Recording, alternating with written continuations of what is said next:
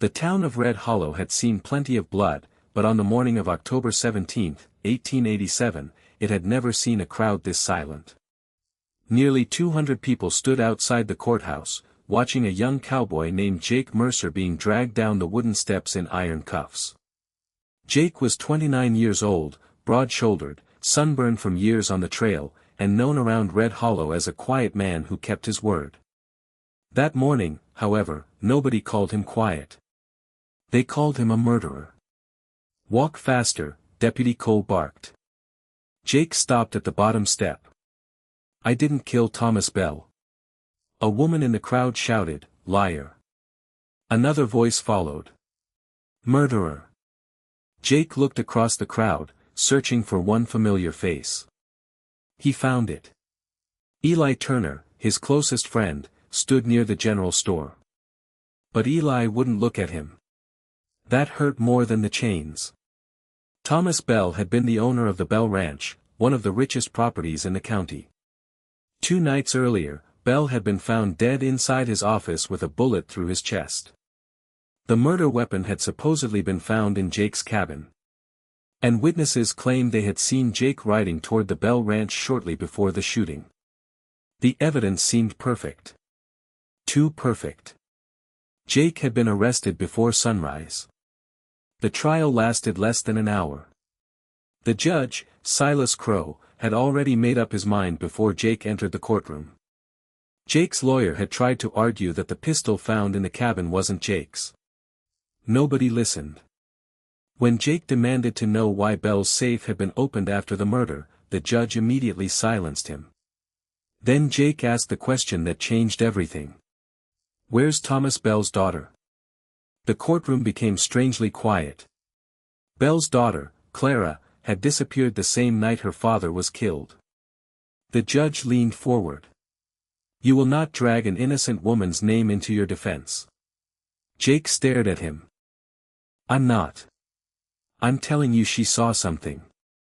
The judge's face hardened. "Enough." The verdict came minutes later. Guilty. The sentence was death by hanging. Now Jake stood beneath the gallows while the town watched. A black-hooded preacher approached him. "Do you have any final words?" Jake looked toward the crowd. "I didn't kill Thomas Bell." No one moved. "I know who did." That finally caused whispers. The sheriff stepped forward. "Don't listen to him." Jake turned toward Sheriff Wade Harlan. For the first time that morning, he smiled. Not because he was happy. Because he had recognized something. A small silver ring on the sheriff's right hand. Jake had seen that ring before. On the night Thomas Bell died. And suddenly, Jake understood. This wasn't about murder. It was about making sure he never got the chance to tell the truth. The noose was placed around his neck. Jake looked at the sheriff. "You made one mistake." Harlan frowned. "What mistake?" "You left me alive long enough to remember your face." The trapdoor opened. And Jake Mercer disappeared into darkness. The crowd gasped. Then silence. Sheriff Harlan turned away. As far as Red Hollow was concerned, the story was over. But it wasn't. Not even close. 3 days later, a storm rolled across the plains. Rain hammered the wooden roofs of Red Hollow while the sheriff sat inside his office, drinking whiskey. On his desk lay a single document. Jake Mercer, executed. Sheriff Harlan stared at it for several seconds before throwing it into the fire. Finally, he whispered. But hundreds of miles away, beneath the same storm, someone else was fighting to breathe. Jake opened his eyes. Everything hurt. His throat felt like it had been torn apart. His chest burned every time he inhaled. He tried to move, but a sharp pain stopped him. He heard a man's voice. "Don't try to get up." Jake turned his head. An old rancher stood beside a fireplace. His name was Amos Reed. Jake didn't know him. "Where am I?" About 30 miles north of Red Hollow. Jake's eyes widened. I should be dead. Amos nodded. You should. Jake touched his throat. Who saved me?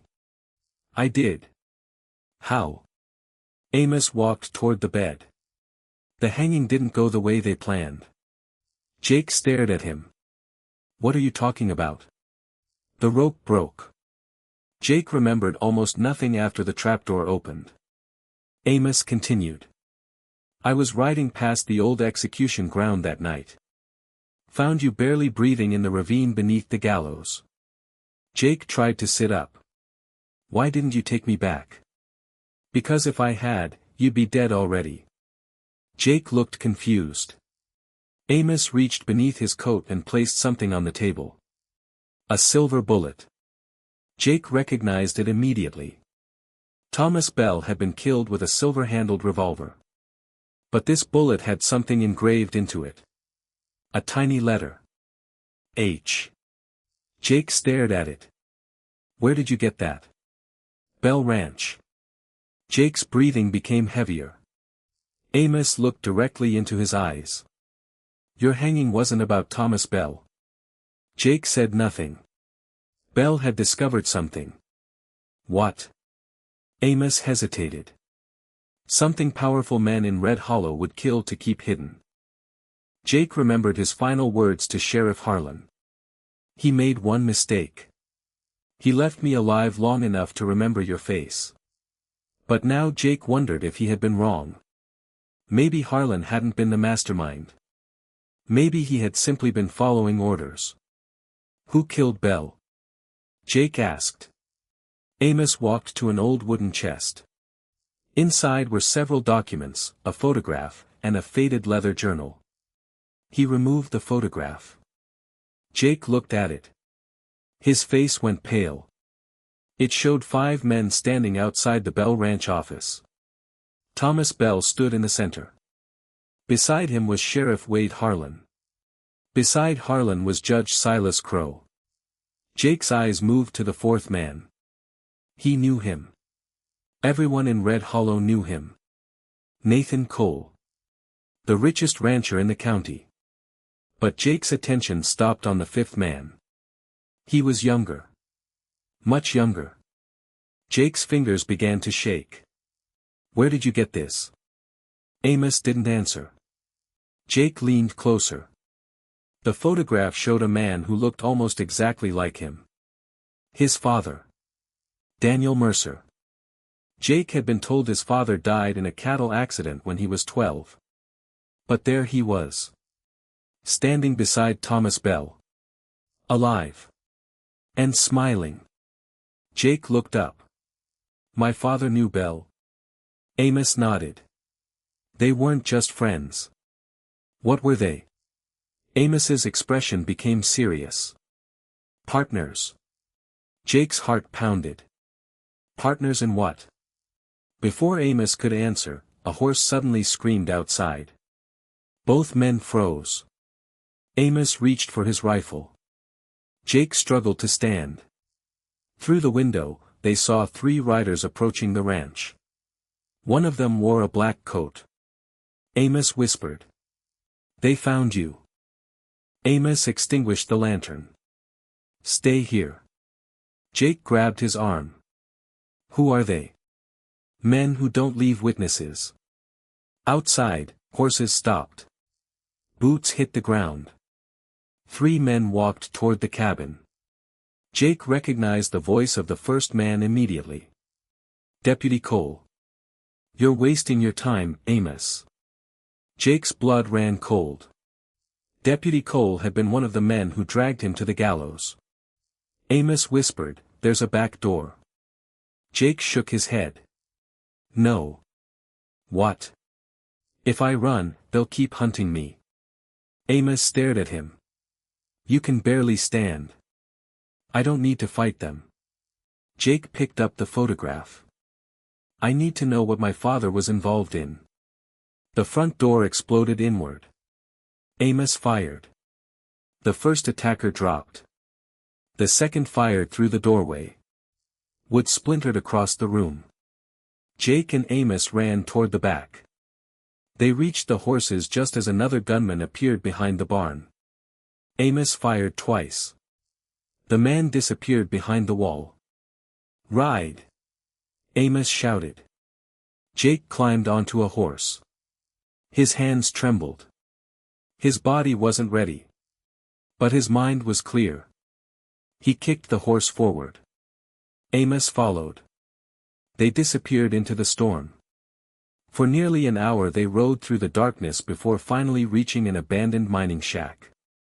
Inside, Amos locked the door. Jake collapsed against the wall. "Tell me everything." Amos placed the photograph on the table. "Your father wasn't a rancher." "I know. He was an investigator." Jake looked up. "Investigator?" "Bell hired him to investigate land theft." Amos opened the leather journal. Hundreds of families were being forced off their land. Their signatures were being forged. Ranches were being transferred to wealthy men for almost nothing. Jake read the names. Some belonged to men who had attended his trial. Others belonged to families who had disappeared. Then he saw a final entry. "If anything happens to me, trust Bell. Do not trust Harlan." Jake looked at Amos. "But Bell was murdered." "Exactly." Jake slowly understood. Thomas Bell had discovered the conspiracy. Daniel Mercer had investigated it. And both men had been silenced. But why kill Jake? Amos pointed to another page. "Your father wrote one more thing." Jake read it. "My son must never know what happened. If they discover the truth, they will come for him next." Jake's eyes filled with anger. "They killed him." Amos nodded. "And when Bell tried to expose them, they killed him too." Jake looked toward the storm outside. "And then they blamed me." A long silence followed. Then Amos spoke. "There is something else." He removed a folded piece of paper from the journal. "Bell left this for your father." Jake opened it. Only one sentence was written. "The original land records are hidden beneath the Bell Ranch chapel." Jake stared at the words. The truth had been buried for years. But it wasn't gone. Jake folded the paper and placed it inside his coat. "What are you going to do?" Amos asked. Jake looked at him. "Go back." "To Red Hollow?" "Yes. You'll be hunted." "I know. They believe you're dead." Jake slowly stood. "That's exactly why I'm going back." Amos looked at him for several seconds. "You can't walk into town looking like this." Jake looked down at his torn clothes and bruised hands. Then he smiled. "I won't." He walked toward the door. 3 years later, Red Hollow would tell stories about the night a mysterious stranger rode into town wearing a black hat and carrying a silver revolver. Nobody recognized him. Not the sheriff. Not the judge. Not even the men who had watched him die. But before that night came, Jake had one thing left to discover. Who had ordered his father's death? And why had Sheriff Harlan been so desperate to make sure Jake never lived long enough to find out? Jake mounted his horse. He looked back at Amos. "If I don't return." Amos interrupted him. "You will." Jake nodded. Then he rode into the storm. Behind him, the old shack disappeared into darkness. Ahead of him waited Red Hollow. The town that had buried him. The town that believed he was dead. And the men who were about to discover the truth. Jake Mercer was coming home.